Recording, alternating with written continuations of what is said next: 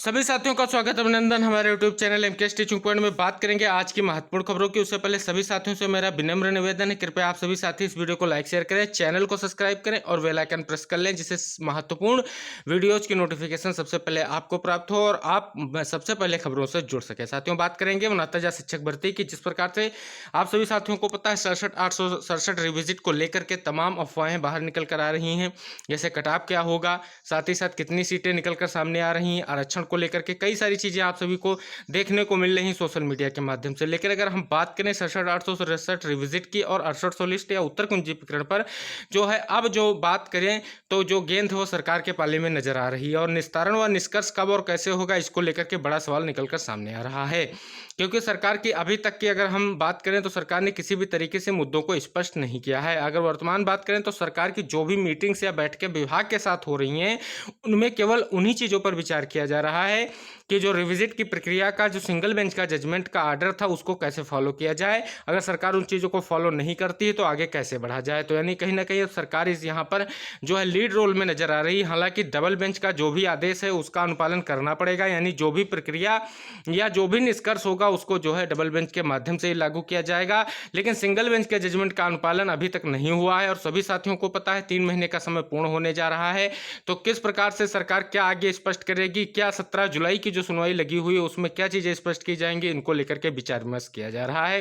अन्यत्र किसी भी चीज़ पर विचार नहीं किया जा रहा है, चाहे लो हाई ग्राउंड की बात की जाए या किसी अन्य चीज़ की। लेकिन वर्तमान परिदृश्य में एक मुद्दा और भी है, उत्तर कुंजी प्रकरण के साथियों को नियुक्ति किस प्रकार प्रदान की जाए। इसमें सबसे बड़ा पेंच आप सभी साथियों को पता आरक्षण केस का फंसा हुआ है, क्योंकि जो भी कटऑफ यहाँ पर डिसाइड की जाएगी उसका कहीं ना कहीं जो प्रत्यक्ष या अप्रत्यक्ष रूप से जो है आरक्षण केस पर भी प्रभाव पड़ेगा। तो इसको देखते हुए आगे की चीज़ें तब तक स्पष्ट नहीं हो पाएंगी जब तक जो है विचार विमर्श करके सिंगल बेंच के जजमेंट को फॉलो करके आगे की चीज़ें नहीं देखी जाएंगी। अगर सिंगल बेंच के जजमेंट पर विचार किया भी जाएगा, अगर रिविजिट किया भी जाएगा तो डबल बेंच के आदेश अनुसार ही लागू किया जाएगा, जैसा कि डबल बेंच ने स्पष्ट कह दिया है अपने 29 तारीख की सुनवाई के आदेश में।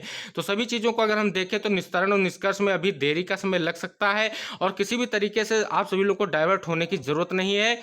और अब आपको सरकार पर स्पष्ट रूप से दबाव बनाने की जरूरत है, जिससे सरकार दबाव में आएगी तो आप सभी लोगों के लिए कोई उचित निर्णय ले सकेगी। उसके अलावा आप किसी भी चीज़ों पर विचार ना करें, जो भी कटऑफ डिसाइड किया जाएगा उसका जो है सरकार ध्यान रखेगी, विभाग भी उसको ध्यान रखेगा, क्योंकि उसको उत्तर कुंजी के साथ साथ आरक्षण केस पर भी आगे लागू करना पड़ेगा। तो कहीं ना कहीं इन सभी चीज़ों को अगर हम देखें तो 67,867 को जो रिविजिट की बात है उसको सरकार अगर अंजाम देगी तो उस पर बहुत ही विचार विमर्श के साथ आगे बढ़ाया जाएगा और सरकार की तरफ से जो भी आउटपुट निकलकर सामने आ रहे हैं या विभाग की तरफ से जो भी आउटपुट प्राप्त हो रहे हैं उनसे यही आउटपुट निकलकर सामने आ रहा है कि आगे की चीज़ों पर विचार किया जा रहा है और गंभीरता से चीज़ें देखी जा रही हैं। उसके लिए विधिक परामर्श के साथ साथ कई सारी चीज़ों पर विचार किया जा रहा है कि आगे जिससे कोर्ट केसेस की संख्या न बढ़े और मुद्दों को डिसाइड किया जा सके।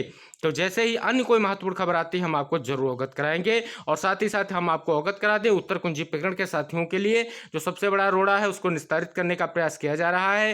हो सकता है आप सभी साथियों के लिए जल्द ही कोई महत्वपूर्ण निर्णय कोर्ट्स के अधीन या कोर्ट से पहले आप सभी साथियों को देखने को मिल सकता है। बात करेंगे अगली महत्वपूर्ण खबरों की, जिसमें दिल्ली में 26,000 शिक्षकों की भर्ती होगी। ये आदेश आप सभी लोगों के लिए उच्च न्यायालय ने दिल्ली सरकार और नगर निगमों को अपने स्कूलों में शिक्षकों के खाली पद भरने के लिए भर्ती प्रक्रिया शुरू करने का आदेश दिया है और 26,000 से अधिक शिक्षकों की जल्द जो है भर्ती होने जा रही है। अगली महत्वपूर्ण खबर सामने निकल कर आ रही है कि शासन अहर्ता बताने और आयोग परीक्षा कराने से कतरा रहा है। महीनों बीत गए लेकिन शासन ने कई प्रकार के पदों पर समकक्ष अहर्ता को लेकर के स्पष्ट नहीं की और इसी वजह से उत्तर प्रदेश लोक सेवा आयोग की भर्ती परीक्षाएं कराने से कतरा है। समकक्ष अहर्ता ब्याज में आधा दर्जन भर्तियां फंसी है। समकक्ष अहर्ता निर्धारण के लिए शासन स्तर की कमेटी गठित की गई थी। कमेटी ने माह भर पहले शासन को रिपोर्ट भेज दी, लेकिन शासन की ओर से अहर्ता को लेकर के स्थिति जो है स्पष्ट नहीं की गई है।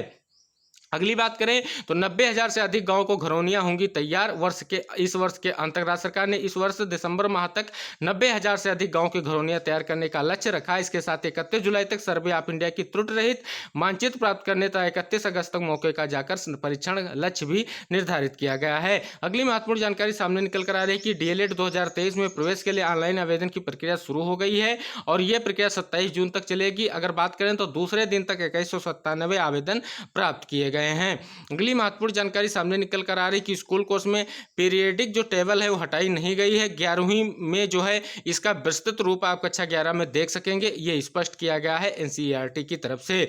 और 67 शिक्षकों की सेवानिवृत्ति के बाद मिली वरिष्ठता देख सकते हैं कि देर से अधीनस्थ राजपत्रों की वरिष्ठता निर्धारित होने के कारण क्लास 2 की कुर्सी से सेवानिवृत्त होने का कई शिक्षकों का सपना अधूरा रह गया। राजकीय विद्यालयों में सहायक अध्यापक यानी एलटी और प्रवक्ता कोटे के अधीन राजपत्रित बने शिक्षकों की वरिष्ठता तब निर्धारित हो गई जब उनमें 67 सेवानिवृत्त हो गए। अगली महत्वपूर्ण जानकारी सामने निकल कर आ रही है कि हाई स्कूलों में इंटरमीडिएट के अंक पत्र और प्रमाण पत्र की त्रुटियों के संशोधन के लिए 40,000 से अधिक प्रकरणों का निस्तारण यूपी बोर्ड जिलों में कैंप लगाकर करेगा। ये कैंप 12 जून से 30 जून के मध्य आयोजित किए जाएंगे।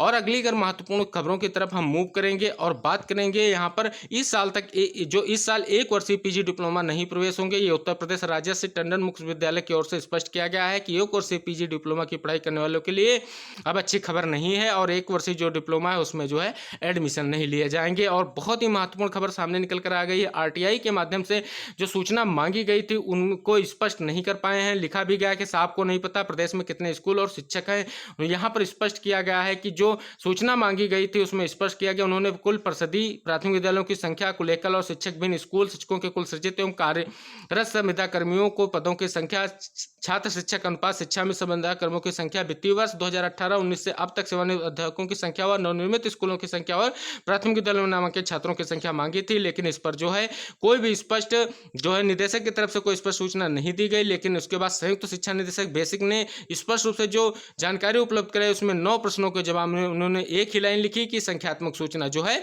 उपलब्ध नहीं है। अगली महत्वपूर्ण जानकारी निकलकर सामने आ रही कि शिक्षकों के एक दूसरे जिले में जो है तबादले 8 जून से स्टार्ट होने जा रहे हैं। तो ये थी आज की महत्वपूर्ण खबरें जिनमें चर्चा पर चर्चा की। आशा करेंगे सभी साथी इस वीडियो को लाइक शेयर करेंगे, चैनल को सब्सक्राइब करेंगे। मिलते हैं अगली महत्वपूर्ण खबरों के साथ, तब तक के लिए टेक केयर, बाय बाय, जय हिंद साथियों।